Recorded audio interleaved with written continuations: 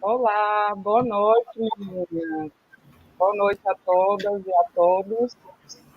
Hoje a gente começa mais uma live, o impacto da saúde mental e emocional em época de pandemia. Durante o período da pandemia Covid-19, casos de depressão e outros aborrecimentos aumentaram em mulheres e têm passado por depressões, sobrecarga e todas as ordens. Para falar sobre isso, o Movimento Nacional das Cidadãs Positivas, com o apoio do Fundo Positivo, estamos lançando esse bate-papo para discutir a necessidade e um olhar atento no impacto da saúde mental e da qualidade de vida dessas mulheres em tempo de pandemia, especialmente aquelas vivendo com HIV.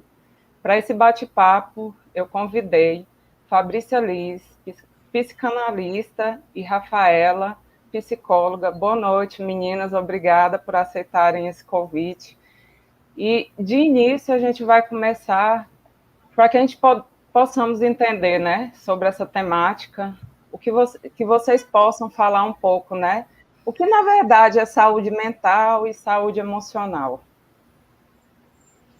Então, boa noite, né? Rafusca, vamos conversando, trocando ideias, né? E aí a gente vai. Na verdade, a gente pensou aqui em trazer para vocês uma conversa descontraída, né, acerca do tema, para que a gente possa desmistificar alguns pontos que acabam impactando aí nessa busca pela nossa saúde, né? E o que a gente precisa hoje é entender dessas questões para que a gente possa aí atuar no momento que seja necessário. Primeiro, eu agradeço muito o convite por estar aqui com vocês, né? Porque essa relação gostosa que a gente tem desde o início com o movimento, né, da Cidadã Positiva, ela nunca se perdeu, né? Apesar de eu estar aqui hoje como profissional parceira, corre na veia o sangue das cidadãs positivas, e no meu coração também. Então, para começar falando, a gente pensou em entender um pouco que relação é essa que se tem da saúde mental com a saúde emocional. E por que a gente pensou nisso, né? Por que a gente dividiu assim? Porque, na verdade, saúde mental e saúde emocional, elas se entrelaçam. Mas por que a gente fez essa divisão? Para que a gente possa tirar o peso dessa coisa do saúde mental ser relacionada à loucura, a uma questão, eu não vou procurar um psicanalista, um psicólogo, porque eu não estou doida, né? Então, para desmistificar um pouco isso, a gente pensou em trazer aqui o que é essa saúde mental, o que é essa saúde emocional. A saúde emocional, ela tem muito a ver com o estado de bem-estar, nosso estado de bem-estar, né? Essa relação que a gente tem com as nossas emoções.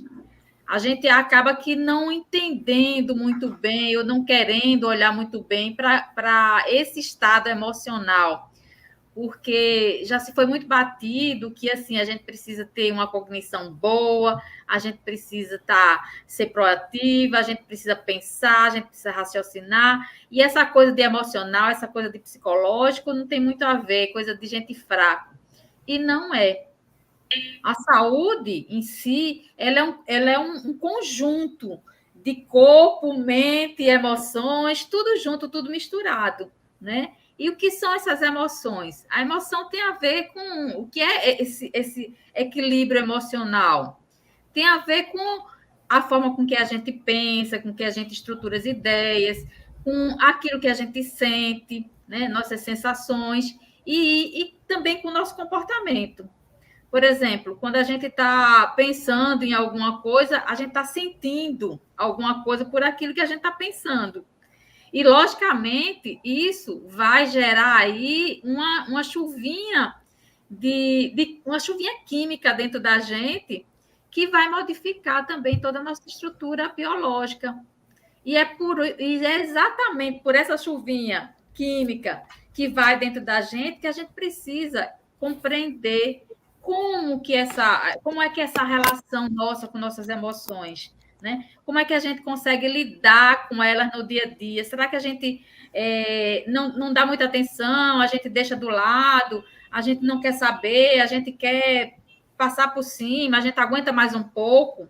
Então, é essa a importância da gente entender por que esse equilíbrio emocional, ele precisa ser estabelecido para que a nossa saúde mental e a nossa saúde mental possa estar ali equilibrada, bem estabelecida, né? A saúde mental tem a ver com alguns transtornos, com a parte física, com o biológico, toda essa reação que a gente tem que acaba desembocando em ansiedades, depressão, né, estresse, e tudo isso mexe com a gente. E principalmente nós, que precisamos ter aí essa imunidade muito bem construída, muito bem trabalhada, muito bem organizada, e se a gente acabar com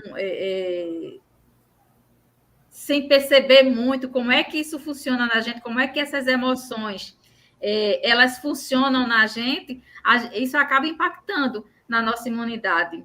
Não é, Rafinha? Você tem alguma coisa a falar, a complementar? Boa noite, primeiramente. Obrigada pelo Boa convite por noite. estar aqui, a todas que estão assistindo também, a todos, né, no geral. Não, é basicamente isso, né? É importante a gente justamente falar um pouco, né, dessas coisas que são diferentes, mas que estão correlacionadas, justamente porque uma coisa leva a outra, né? Quando a gente não consegue estar equilibrando aí essa saúde emocional, ou seja, nossas emoções, o que é sentir, o que, né, como a gente se porta relacionado a alguma coisa, né, exposto a alguma situação, a gente vai falar um pouco da pandemia também. Então, né, o quanto isso vai desencadear, a gente fala muito sobre o meio, né? O meio que nós estamos vai diretamente estar relacionado às nossas emoções, né? Então, isso tudo, o meio influencia tudo isso, né? Onde nós estamos, a nossa casa, nossas relações, né? Tudo isso, a gente não é um ser único, isolado, a gente a todo momento está se relacionando, mesmo que seja uma relação até virtual, né? As relações estão acontecendo, a gente está lidando aí com N situações. Então, quando isso não está muito bem trabalhado, não está fluindo de uma forma, né, mais leve, que a gente pode botar de saudável, a gente vai ter um impacto aí na saúde mental. Então, elas estão relacionadas, mas é importante a gente entender essas relações, até para a gente entender o que é tristeza, o que é depressão, né? Algumas pessoas têm falado muito, estou depressiva, vamos para entender um pouco isso, né?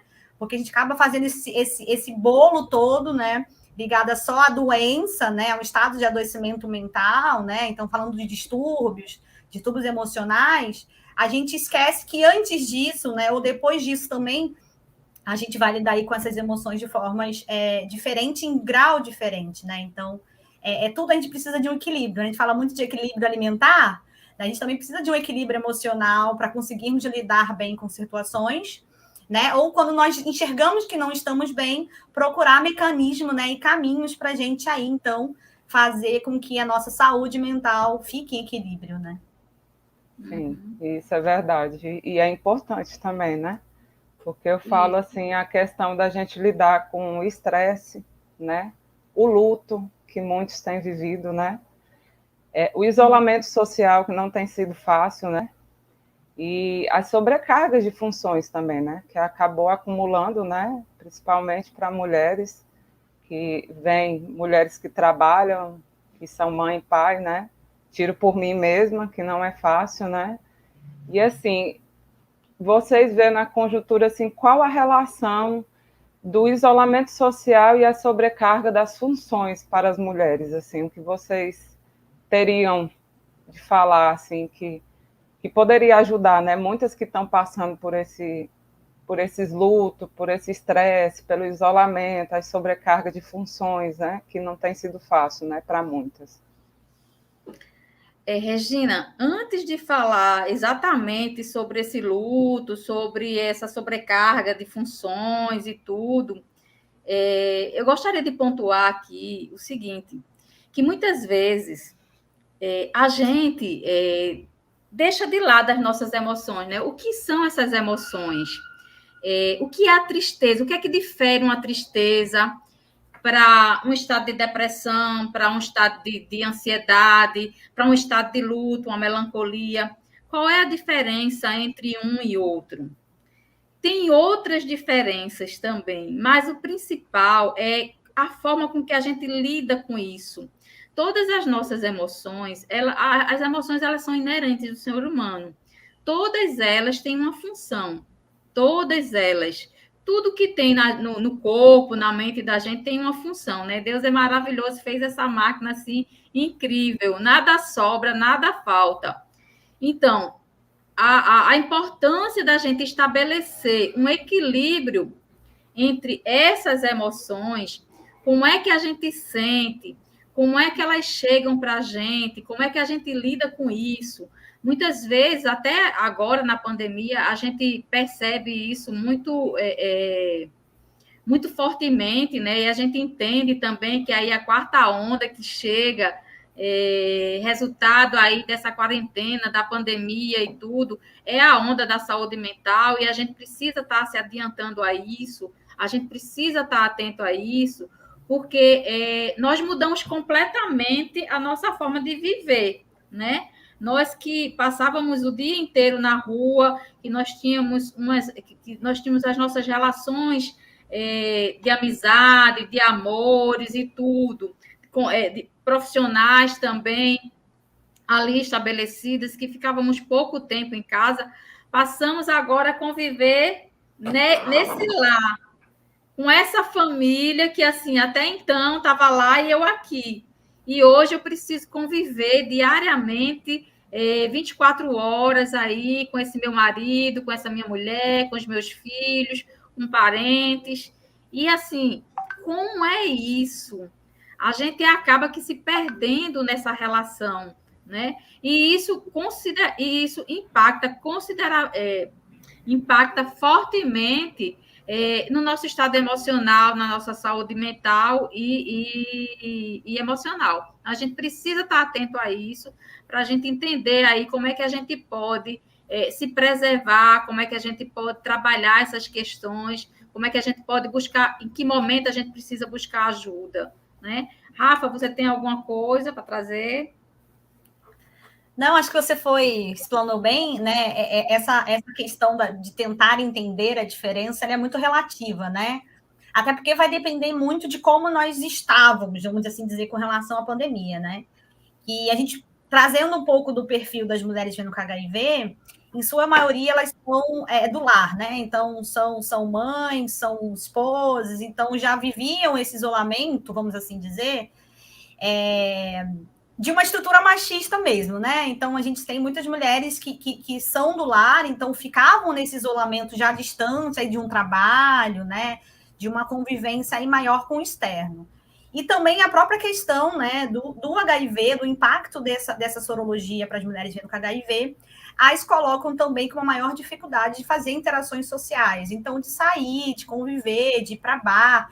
Muitas ainda acreditam, depois da sorologia, que não podem beber, né, não podem se relacionar, ou não conseguem. Então, há também esse processo de isolamento que muitas vezes não está muito claro, né, em sua mente, vai acontecendo de forma inconsciente, mas que já colocava essas mulheres isoladas, né? A gente não isoladas, mas trazendo o conceito de distanciamento social, né? Já estavam distantes aí desse meio dessa convivência.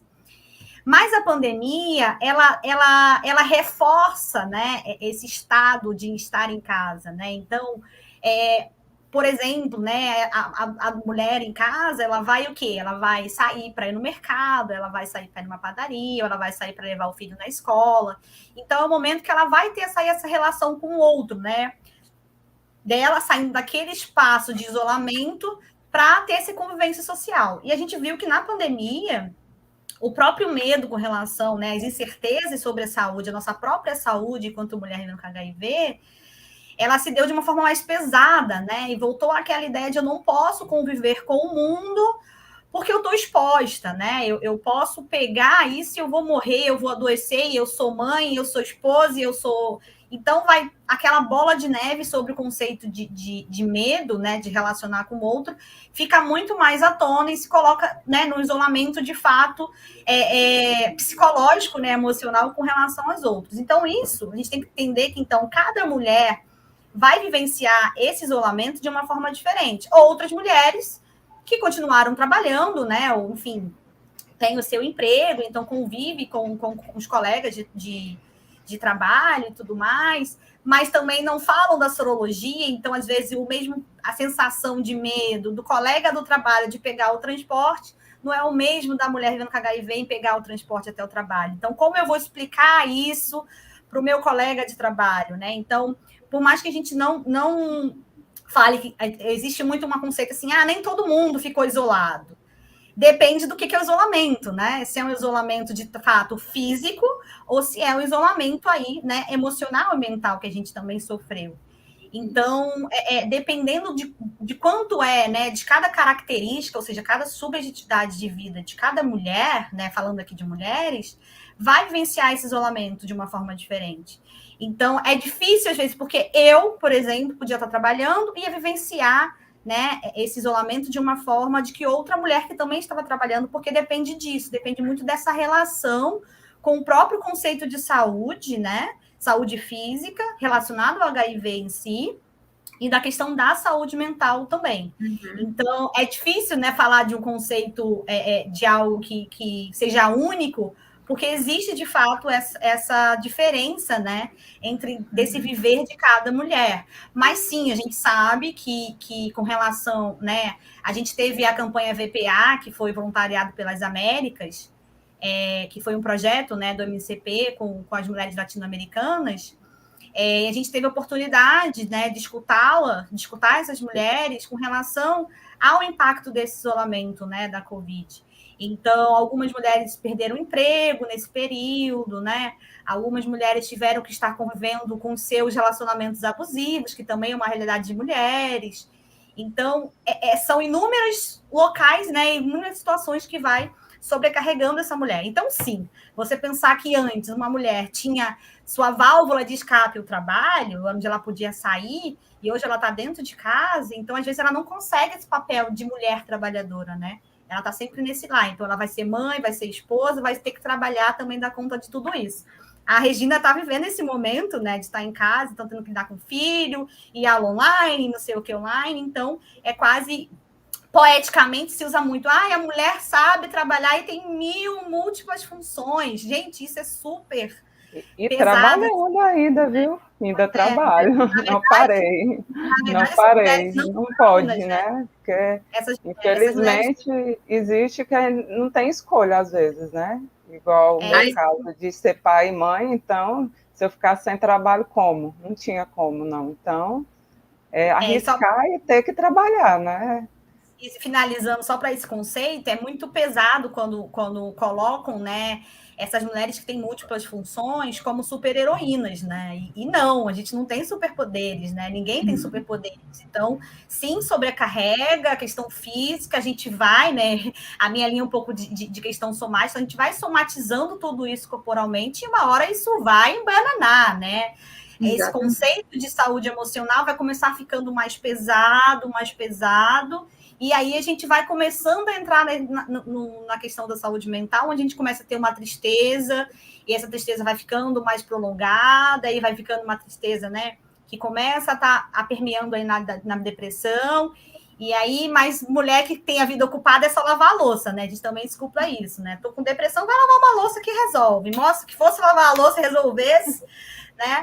Mas é muito essa questão de sobrecarga de função, haja louça, inclusive a louça deixa a gente muito triste, mas esse conceito, né, essa não saída, né, essa não possibilidade de ter válvula de escape, que a gente chama muito na psicologia, de não ter esse processo de espairecer a mente, a gente fala muito, né, de poder sair, de poder conviver, poder, né, lidar com... sentir o vento, né? Sentir o calor de fora, sentir a alegria das pessoas na rua, tudo isso foi mudado, né? E quando muda, a gente fica num espectro muito, muito de sensação de uma caverna mesmo, né?